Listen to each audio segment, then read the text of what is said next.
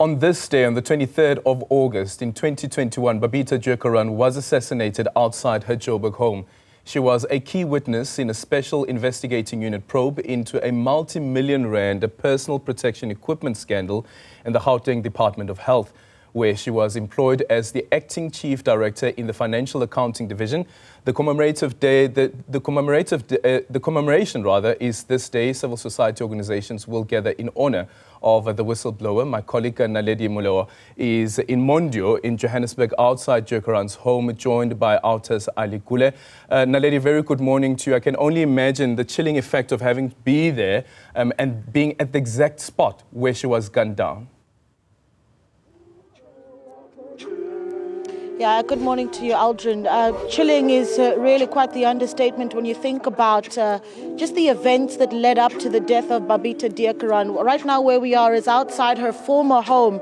Of course, she was a senior government financial official in the Gauteng Department of Health. 3 weeks prior to her death, Babita Deokaran had reported suspicious transactions within the department, and it was on this day, the 23rd of August 2021, at 8 o'clock in the morning, after doing a school run on her way back home, that she was gunned down just meters from where I am. 12 bullets killing the senior official who wanted to lift the lid on what she found to be corruption within the Gauteng Department of Health. 6 people having pleaded guilty to her death. Of course, they were hitmen, but questions still remain around who ordered the hit on Babita Deokaran. Well, this morning, civil society organizations like OUTA and the Ahmed Kathrada Foundation have woken up very, very early to gather here to lay a wreath in tribute of Babita Deokaran's life. And we speak to some of them now to talk about why it was so important to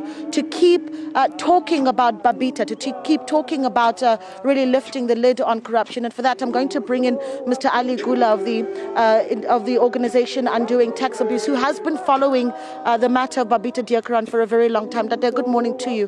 Thank you so much for waking up this early. Talk to us about why it was important for OUTA to ensure that 3 years later, you are here to pay tribute to her. Unfortunately, today we are commemorating one of the whistleblowers who stood up and do the right thing. Whistleblowers are fighters against corruption, and we need more Babita. Unfortunately, there's not much protection for whistleblowers.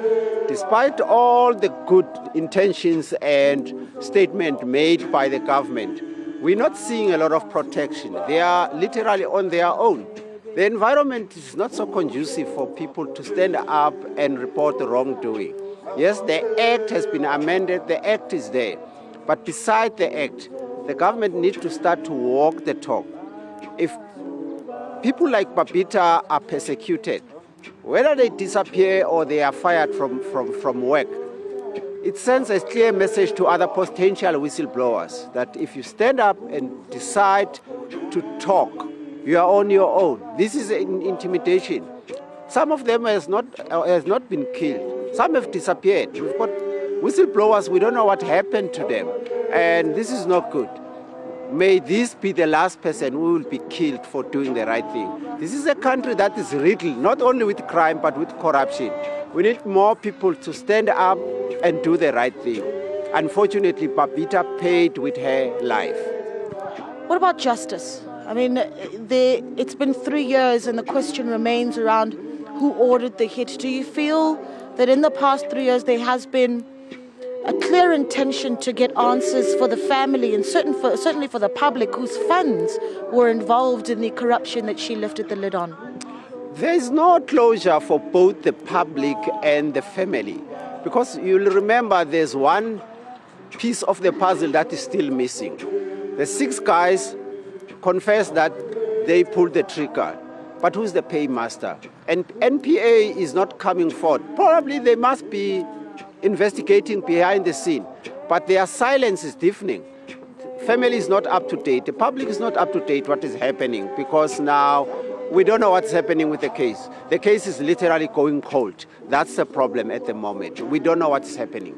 Well, OUTA, obviously having worked with a few civil society organizations to lay a wreath in remembrance of Babita Deokaran. Talk to us about the organizations involved and what other work is being done to keep this conversation going. Look, OUTA is committed both to the promotion and protecting of whistleblowers. We've got a team that is dedicated to whistleblowers, but we can't work on our own. We need the government to come on board. We need private sector to come on board. Little attention is given to public sector, but it's easy to identify whistleblowers in government because they work with our taxes. But nonetheless, OUTA is in the forefront of fighting not only for whistleblowers, to fight corruption in general. And I think with other collaboration of every other entities and relevant stakeholders and civil societies, we are making strides. But whether we're winning the battle or not, with the government lacking political will, we're not sure. We need to see the government doing more. And tonight we're having a ceremony. I guess we'll have more government officials and leaders and politicians to come and make good statements. Good statements, the time for good speeches and statements is over. We need to see action. And in fact, there was not so long ago a call to compensate those who lost jobs for doing the right thing. But quick one, while you have me online, we were going to write a letter to the provincial government of Gauteng to rename Tembisa Hospital in Babita Deokaran's name. But for personal reasons, the family wants to move on. They want to forget about that. They don't want that. We respect the family's opinion, notwithstanding that it was a good intention. Mr. Alikula, we really appreciate your time this morning, and of course we'll be here for that wreath-laying ceremony. Aldrin, you'd remember, of course, that 3 weeks before her gunning down, in that period, Babita Deokaran had also reported the suspicious transactions that she had seen to her manager at work, and seemingly that not being enough to save her life. One investigative journalist having described Babita Deokaran as an island in a sea of corruption. But at 8:15 this morning, the wreath-laying ceremony will be taking place, and that's around, of course, the time that Babita's life was taken. As the organizations gather, we'll be keeping you updated this morning. Back to you, Aldrin.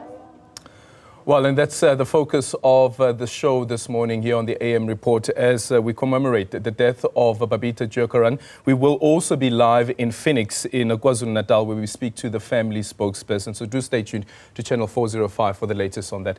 Let's take you